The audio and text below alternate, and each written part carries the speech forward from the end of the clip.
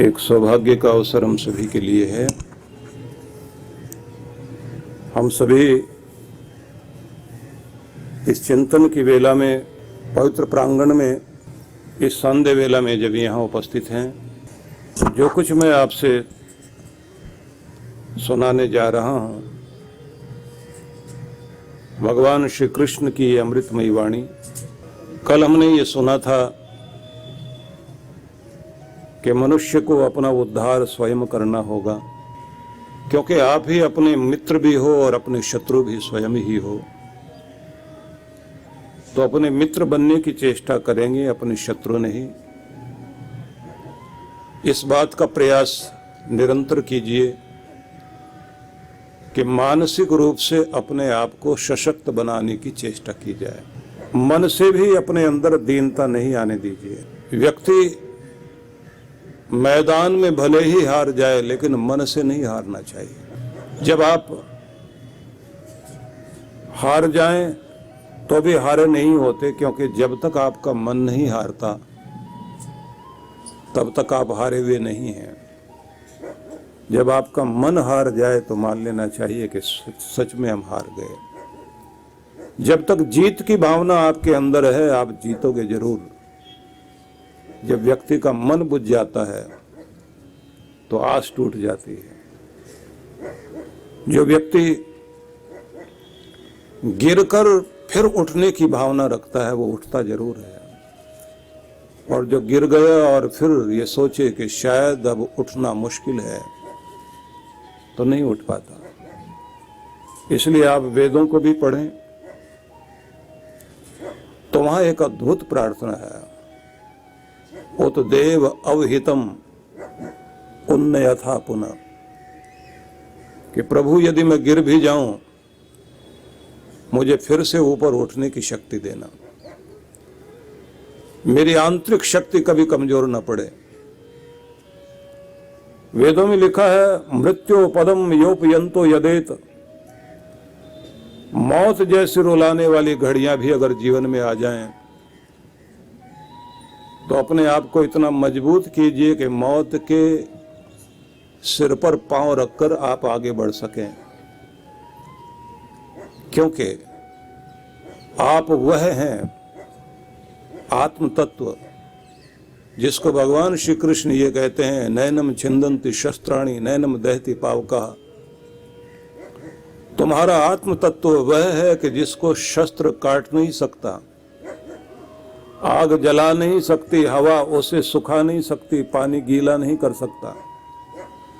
जो मिट सकता है, जो कट सकता है, जो जल सकता है, वो शरीर है, आत्मा नहीं। अगर हम इस भावना को मानते हैं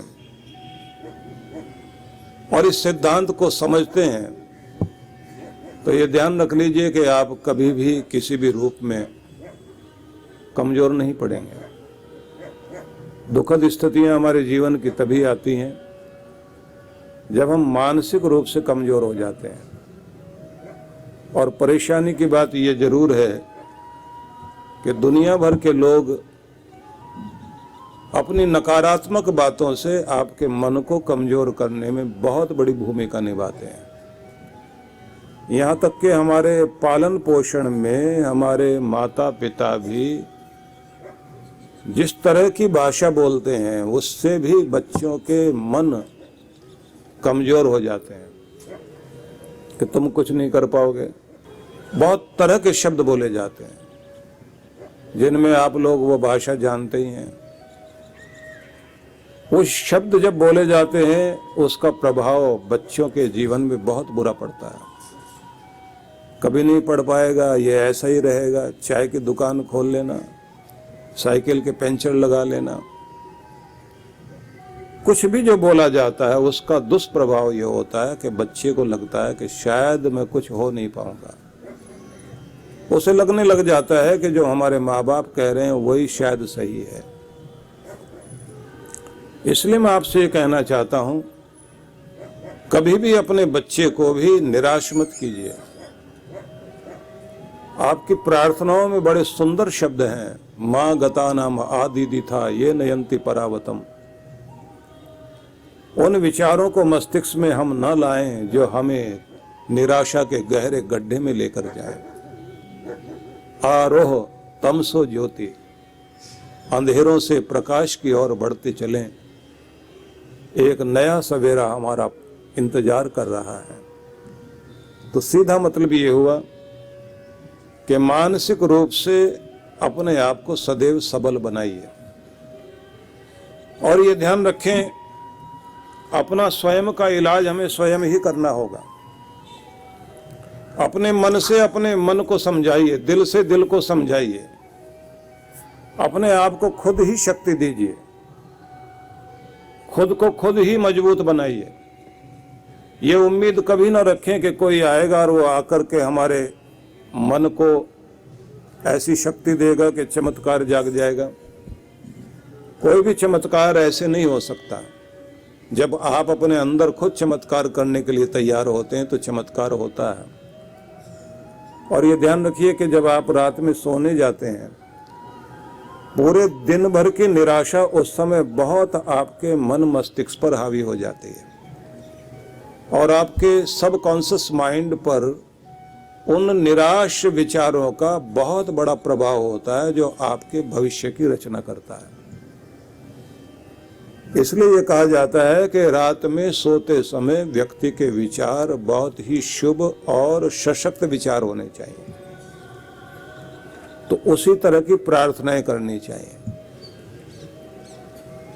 उस समय यह कहा जाता है कि मंत्र पढ़ें, यज्जाग्रतो दूरमुदयति दैवम तदु सुप्तस्य तथैवैति दूरंगमम ज्योतिषाम ज्योतिरेकम तन्मे मनः शिव संकल्पमस्तु। ये मेरा मन अद्भुत शक्तिशाली है, जो जागते हुए तो दूर दूर तक जाता ही है, सोते हुए भी ये कल्पनाओं की उड़ान भरकर बहुत दूर दूर तक यात्रा करता है। मेरा मन ज्योतियों का ज्योति है। मैं इस मन को महान विचारों से भरपूर करता हूं, जिससे यह मेरा मन मुझे महान लक्ष्य की प्राप्ति कराए और मेरा जीवन आनंद से भरपूर हो जाए। ये प्रार्थनाएं की जाती हैं।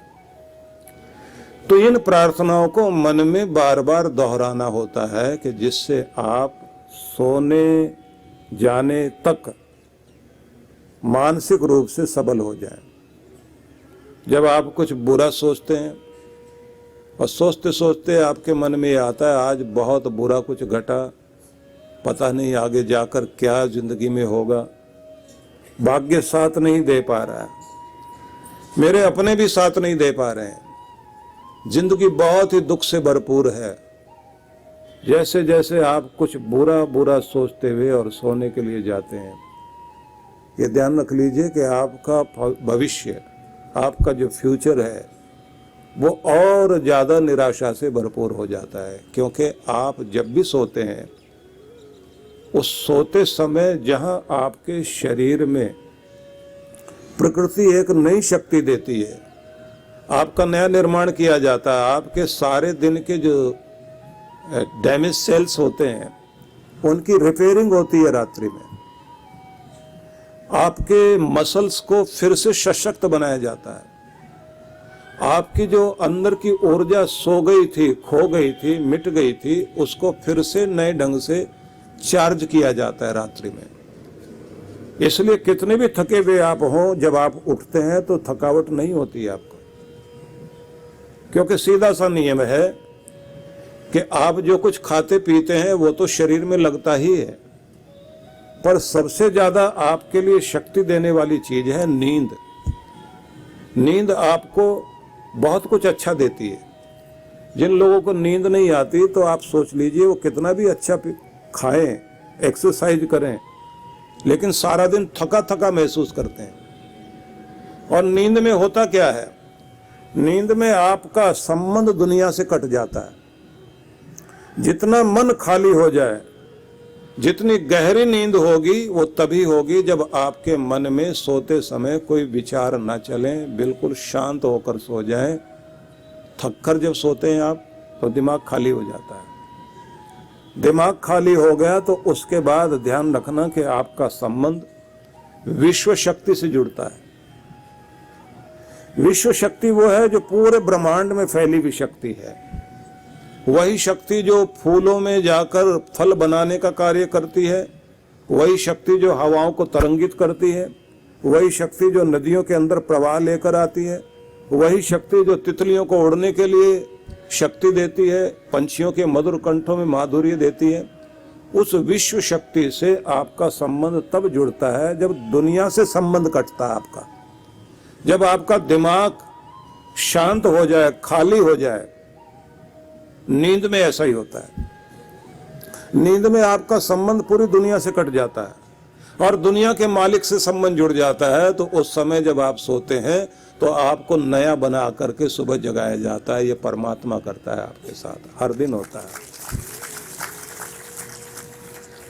याद रखिए कि विश्व शक्ति से आपका संबंध जुड़ता जाता है और आप तरोताजा होते जाते हैं। ध्यान में विश्व शक्ति आपको 90% मिलती है और नींद में 10%। इसलिए हमारे महान पुरुषों ने यह कहा कि किसी भी तरीके से आपको ध्यान की तरफ जरूर जाना चाहिए। और ये मजे की बात है कि जिस चीज में भी आपका ध्यान जाता है वही चीज बढ़ जाती है। खुशी पर आपका ध्यान टिक जाए तो आपके अंदर खुशी खुशी पैदा हो जाएगी। हंसने की बातें याद आने लग जाएं और मन उस पर टिक जाए। कोई आपको हंसाने की बात सुनाए और आपका मन भी केंद्रित हो जाए उसी बात पर, तो आपको दुनिया भर की हंसने की बातें याद आने लग जाएंगी। और जैसे जैसे आपका मन उस पर केंद्रित होने लग जाएगा तो आप बिना बात के भी हंसने की चीजें ढूंढ भी लेंगे और हंसने भी लग जाएंगे। और अगर आपका मन डर पर टिक गया तो आप पूरी दुनिया से डर अपनी तरफ खींचना शुरू कर देंगे और डर की बातें याद आने लग जाएंगी। आपने देखा होगा कि जिस समय आप यात्रा कर रहे होते हैं तो आपके मन में ड्राइवर गाड़ी चला रहा है, अब उसने 1-2 बार गलत ढंग से ओवरटेक कर लिया, अब आपके मन में एक्सीडेंट के विचार आने लग जाते हैं और फिर आप बातें भी वैसी करते हैं। एक बार हमने वहाँ देखा था, ऐसा एक्सीडेंट हुआ था, ऐसी बस पलट गई थी, ऐसे ये हो गया था। फिर दूसरे को भी याद आता है, फिर वो भी ऐसी कहानी बताने लग जाता है और फिर एक्सीडेंट की बातें चलने लग जाती हैं। और ये बात ध्यान रख लीजिए, अगर ज्यादा ऐसी चीज करने लग जाता है ना आदमी, कई बार तो खुद भी लगते लगते बचती है। इसलिए कभी भी अपने मन को उन चीजों पर केंद्रित मत कीजिए जो आप जिंदगी में नहीं चाहते।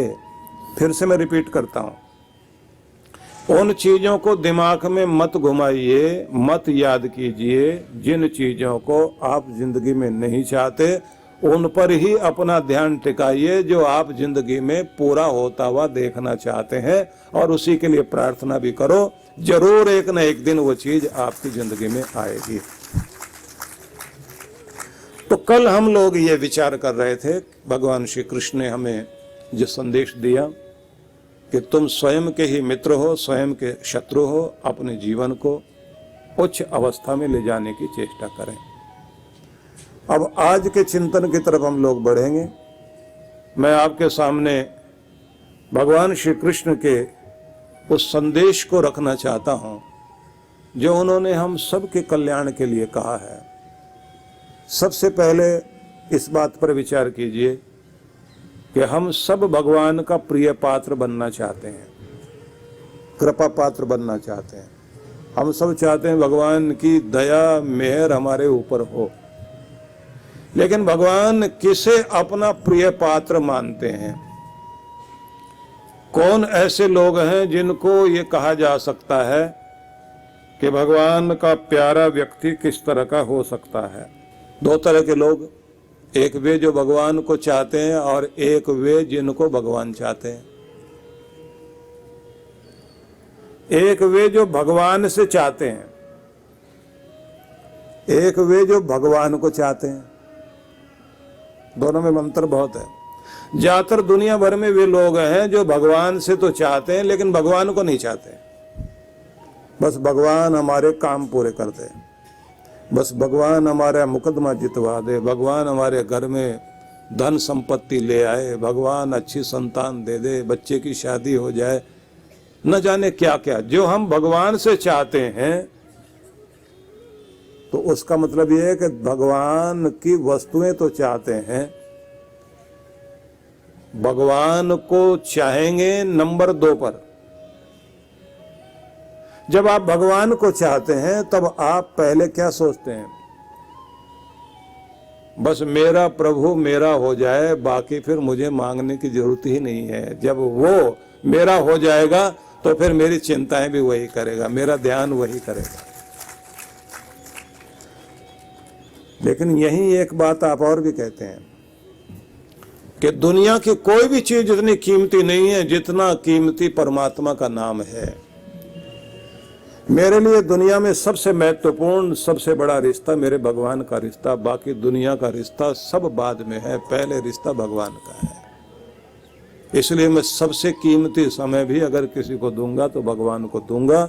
और जब भगवान की बंदगी कर रहा हूँगा, भगवान की भक्ति कर रहा हूँगा, उस समय में कोई भी मिलने के लिए आ जाए मैं उसे महत्व बाद में दूंगा, पहले महत्व अपने भगवान को दूंगा। इसलिए मेरे लिए पहले भगवान है, दुनिया बाद में है। तो इसका मतलब है आप भगवान के चाहने वाले हैं, भगवान से चाहने वाले नहीं।